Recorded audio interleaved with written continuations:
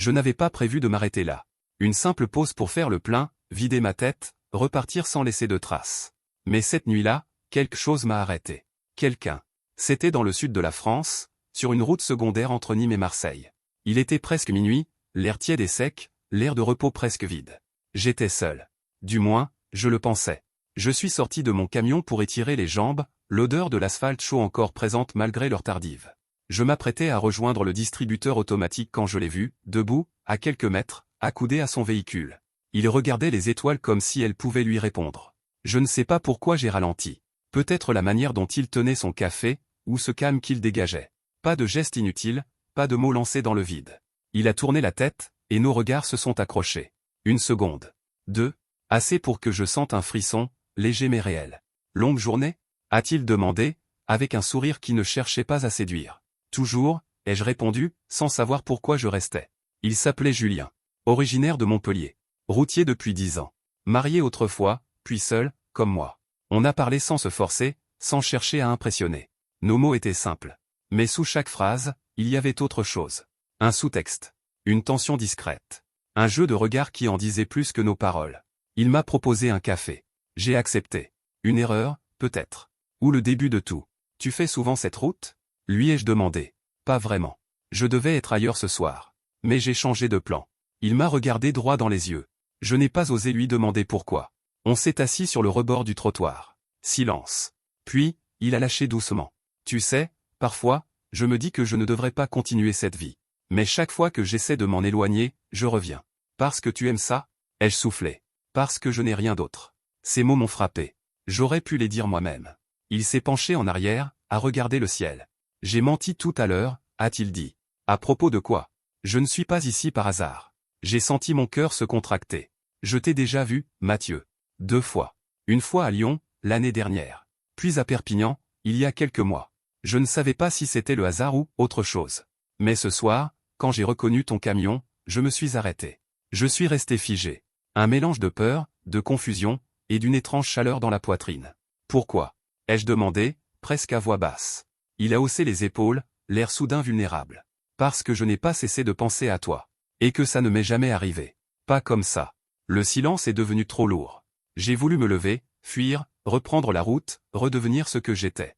Un homme sans attache, sans complications. Mais je suis resté. Cloué au bitume par un regard. Tu n'as pas besoin de répondre, a-t-il murmuré. Je voulais juste que tu saches. Je me suis levé, enfin. Mais je ne suis pas parti. J'ai fait quelques pas. Puis je me suis retourné. Je ne suis pas prêt pour ça, Julien. Il a acquiescé. Compréhensif. Mais dans ses yeux, je voyais la blessure. Discrète, mais réelle. Je suis remonté dans mon camion. J'ai allumé le moteur. Regardé une dernière fois dans le rétroviseur. Julien n'avait pas bougé. Je suis parti. Sans un mot. Mais la route, cette nuit-là, n'a jamais semblé aussi vide. Les jours suivants, j'ai roulé sans m'arrêter plus que nécessaire. Manger, dormir, livrer. Répéter. J'ai tout fait pour que mon cerveau oublie cette nuit-là, cet échange, cette confession. Mais chaque fois que je passais devant une aire, chaque fois que je croisais un camion blanc, je pensais à lui. Je n'avais pas noté son numéro, ni son nom de famille. Il aurait pu disparaître, redevenir un inconnu. Pourtant, il restait dans mes pensées comme une chanson qu'on n'arrive pas à faire taire. Une semaine plus tard, au nord de Toulouse, alors que j'attendais mon tour dans une station de chargement, j'ai aperçu une silhouette près de la barrière de sécurité. Debout, immobile, les mains dans les poches. Julien. Mon cœur s'est serré. J'ai hésité à détourner les yeux, à faire comme si je ne le voyais pas. Mais il s'est avancé, lentement, et j'ai compris que j'allais devoir affronter ce que j'avais fui. « Salut », a-t-il dit. Sa voix était calme, mais différente. Moins ouverte. « Salut. Je ne pensais pas te revoir ici. Moi non plus. » Il ne souriait pas. Ses yeux cherchaient quelque chose sur mon visage, peut-être une explication, ou un aveu. Je n'en avais ni l'un ni l'autre. « Tu veux un café ?» ai-je demandé. Il a haussé les épaules. « Pourquoi pas ?» Nous avons marché jusqu'au petit snack. Le silence entre nous n'était plus paisible. Il était tendu, presque électrique. Assis à l'écart, nos cafés tièdes entre les mains, Julien a parlé le premier. « Tu sais ce que tu m'as fait, l'autre soir ?» Je n'ai rien dit. Ce n'était pas juste de partir comme ça. Tu aurais pu dire quelque chose. Même un refus, même un non. Pas ce silence. Il avait raison. Et je le savais. Mais comment expliquer la peur ? Celle d'être vu, reconnu, jugé. Celle d'oser vouloir autre chose dans un monde qui n'offre pas de place pour ça. Je ne suis pas comme toi, Julien. Il a levé les yeux. Ah bon ? Et tu es quoi ? Alors? Un fantôme sur roue? Un homme qui se cache même de lui-même? Chaque mot frappait juste. Trop juste. Je n'ai pas ton courage.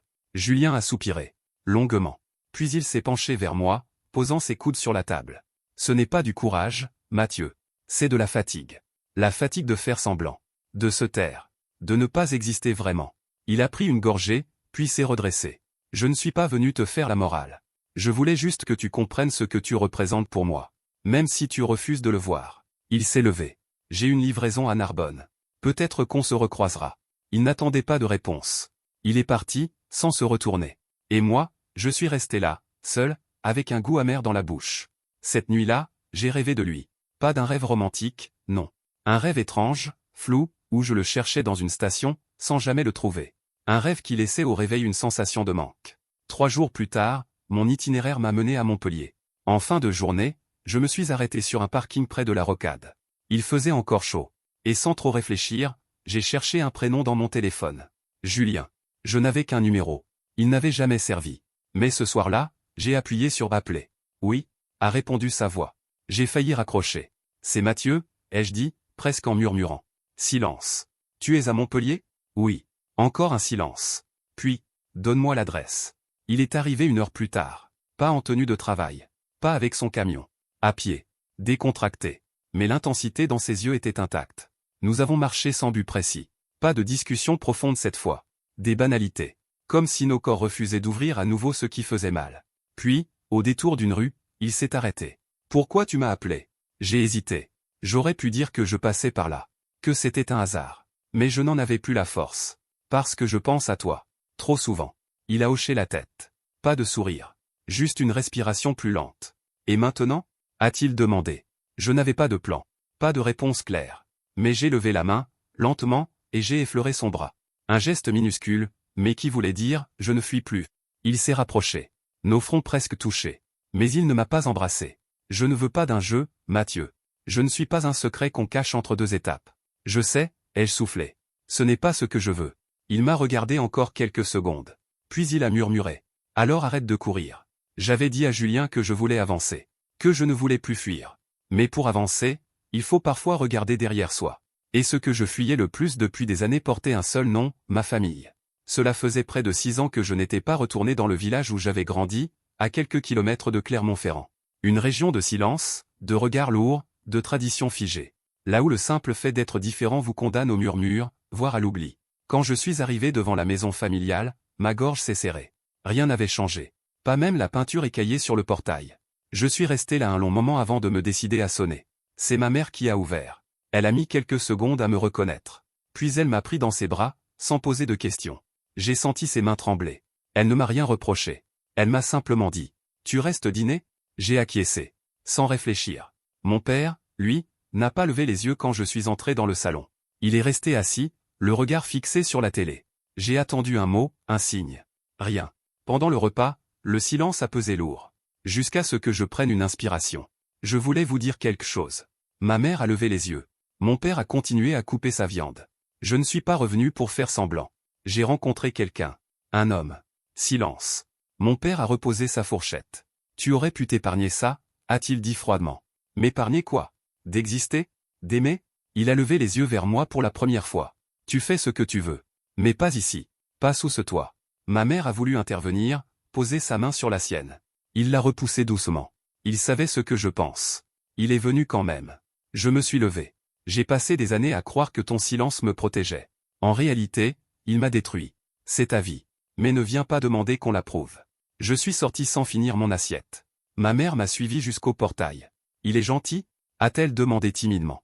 J'ai hoché la tête. Il est tout ce que je n'ai jamais eu le droit de chercher. Elle a baissé les yeux. Ton père, il n'a jamais su comment gérer ça. Il a été élevé dans le rejet, dans la peur. Ce n'est pas une excuse. Non. Mais c'est une explication. Je suis monté dans mon camion sans savoir si j'allais jamais revenir. Mais je savais une chose, je n'avais plus honte. Pas cette fois. Julien m'a appelé le lendemain. Comment ça s'est passé? Mal. Mais je ne regrette pas. Il n'a rien ajouté tout de suite. Puis, il a dit. Tu veux venir me voir? J'ai trouvé un coin tranquille près du lac du Salagou. Pas de clients, pas de route. Juste nous. J'ai pris la route dans l'heure. Quand je suis arrivé, il était là. Assis sur un rocher, face à l'eau. Il s'est levé en me voyant, et pour la première fois, Je ne me suis pas arrêté à mi-chemin. Je l'ai serré contre moi sans tenue. Je leur ai dit, ai-je murmuré. Il n'a rien dit. Mais je sentais ses bras me tenir plus fort. Nous sommes restés là, dans le silence du vent et du clapotis de l'eau. Puis, il a dit, tu sais, la première fois que j'ai dit à mes parents que j'aimais les hommes, mon père m'a dit que ce n'était qu'une phase. Ma mère a pleuré. Pas à cause de moi. À cause de ce que les autres allaient dire. Et maintenant, il ne m'invite plus aux fêtes de famille. Mais ma sœur, elle, m'appelle chaque semaine. C'est suffisant. Il s'est assis sur un rocher, à regarder le soleil descendre lentement. Je n'ai pas besoin que tout le monde m'accepte. J'ai juste besoin que celui que j'aime ne se cache pas. J'ai baissé les yeux. Puis, lentement, je l'ai regardé. Alors regarde-moi bien. Il a levé la tête. J'ai pris son visage entre mes mains, et pour la première fois, je l'ai embrassé en pleine lumière. Sans peur. Je ne veux plus reculer, Julien. Il a souri. Moi non plus. Les semaines suivantes, nos chemins ont continué à se croiser. Parfois par hasard, parfois parce qu'on le provoquait. Julien m'envoyait sa position. Je modifiais mon itinéraire. Ou l'inverse. Une station entre Bordeaux et Poitiers. Une aire déserte dans le lot. Une nuit à se parler, parfois sans s'effleurer, parfois avec les gestes que l'on n'ose que lorsqu'on se sent en sécurité. Mais plus la complicité grandissait, plus une question s'imposait, jusqu'où cela pouvait-il durer? La route est faite de distance, d'absence, de nuit seule dans une cabine étroite. Un soir, à l'ombre d'un parking vide dans le Jura, Julien s'est assis sur le marchepied de mon camion. Il paraissait tendu. Pas triste, mais ailleurs. J'ai eu une proposition, m'a-t-il dit. De quelle sorte? Un poste stable. Toujours dans le transport. Mais plus de longue distance. Moins de solitude. Une base fixe, à Montpellier. J'ai senti mon estomac se serrer. Et tu as répondu quoi? Que je devais réfléchir. Je suis resté silencieux. Tu veux que je refuse? M'a-t-il demandé sans agressivité. Je ne sais pas. Je veux pas que tu partes. Mais je ne veux pas t'empêcher de vivre. Il a hoché la tête. Puis il a dit. Et toi, tu vivrais où, si t'avais le choix? Je n'ai pas su quoi répondre. Je n'avais jamais envisagé un « où ». Ma vie, c'était l'ailleurs. Julien s'est levé. Je ne cherche pas à t'enfermer, Mathieu. Mais à un moment, il faut choisir. Pas entre l'amour et la liberté. Mais entre rester en mouvement et commencer à construire. Ces mots ont résonné dans le silence de la nuit. Les jours suivants, je me suis refermé. Inconsciemment ou non, j'ai pris des itinéraires qui m'éloignaient de lui. J'ai évité ses appels. Je me suis replongé dans les vieilles habitudes, silence, solitude, routine. Mais rien ne sonnait pareil. La route ne me protégeait plus. Elle me punissait. Un matin, alors que je prenais un café dans un bar de routier à Brive-la-Gaillarde, j'ai entendu deux hommes parler à côté de moi. Tu connais ce type, là? Le nouveau superviseur du dépôt de Montpellier. Un ancien routier, il paraît. Ah ouais? Il a changé de vie, alors? Ouais. Et tu sais quoi? Il est en couple avec un mec. C'est rare qu'ils assument comme ça, dans notre milieu. Mon sang s'est glacé. Je n'ai pas eu besoin d'un nom. Julien avait choisi. Et moi, je l'avais laissé partir sans rien dire. 2 jours plus tard, j'étais devant le dépôt. Il ne m'attendait pas. Il ne savait même pas que j'étais à Montpellier. Quand il m'a vu, il a figé. Puis il est sorti du bâtiment, sans dire un mot. Je voulais te parler, ai-je dit. Maintenant, je sais que j'ai merdé. Que je me suis fermé. Mais je ne savais pas comment gérer ce que tu me fais ressentir. Il a croisé les bras. Et maintenant, tu sais? Non. Mais j'ai compris une chose. Tu n'es pas un détour. Tu n'es pas une pause entre deux villes. Tu es ce qui me donne envie de rentrer quelque part. Il a baissé les yeux, puis les a relevés lentement. Je n'ai pas encore signé le contrat définitif. J'ai demandé un mois d'essai. Pourquoi? Parce qu'une partie de moi espérait encore que tu viennes. Un silence lourd s'est installé. Puis, je me suis avancé. Je l'ai pris dans mes bras. Cette fois, devant tout le monde. Pas caché. Pas à demi. Et si on construisait quelque chose ensemble? Pas tout de suite. Pas parfait. Mais réel. Il a soufflé contre mon épaule. Alors viens. On a beaucoup à réapprendre. 3 mois ont passé depuis que j'ai franchi ce portail à Montpellier. Depuis ce jour où j'ai décidé de ne plus fuir, même si je ne savais pas encore ce que ça impliquait. Julien a gardé son poste. Moi, j'ai réduit mes tournées. Je prends moins de trajets, plus courts, plus espacés. Assez pour respirer, pour revenir. Pour vivre avec quelqu'un, pas seulement croiser sa route. On a trouvé un petit appartement en bordure de ville. Pas grand-chose. 2 pièces, une cuisine trop étroite, un balcon qui donne sur les toits. Mais c'est à nous. Et c'est la première fois que ce mot a un sens. Les premiers jours ont été étranges. Apprendre à se partager l'espace, les silences, les habitudes. S'habituer à la présence de l'autre, même dans les moments sans parole. Il m'a fallu du temps pour ne pas me sentir envahi. Pour comprendre que l'intimité, ce n'est pas la perte de liberté, mais un autre genre de mouvement. Julien m'a dit un soir. J'ai peur, parfois. Que tu t'ennuies. Que tu regrettes. Je lui ai pris la main. J'ai eu peur aussi. Mais ce qu'on construit ici, je ne le trouve nulle part ailleurs. Même pas au volant. On a nos désaccords, nos silences trop longs, nos journées fatiguées. Mais il y a toujours un geste, un mot, un regard qui nous rappelle pourquoi on est là. Un dimanche matin, alors que je préparais le café, mon téléphone a vibré. Un message. Numéro inconnu. Quelques mots seulement. Tu as trouvé ta place.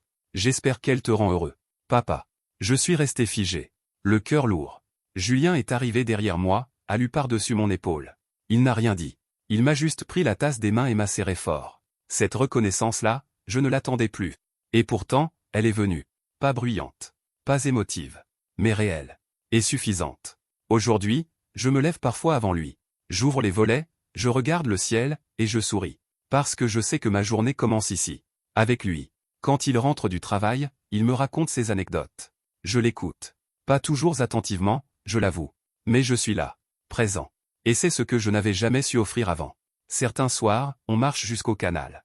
On s'assoit sur le même banc, face à l'eau. Parfois, on se prend la main. Parfois non. Mais l'essentiel est là. Julien dit souvent.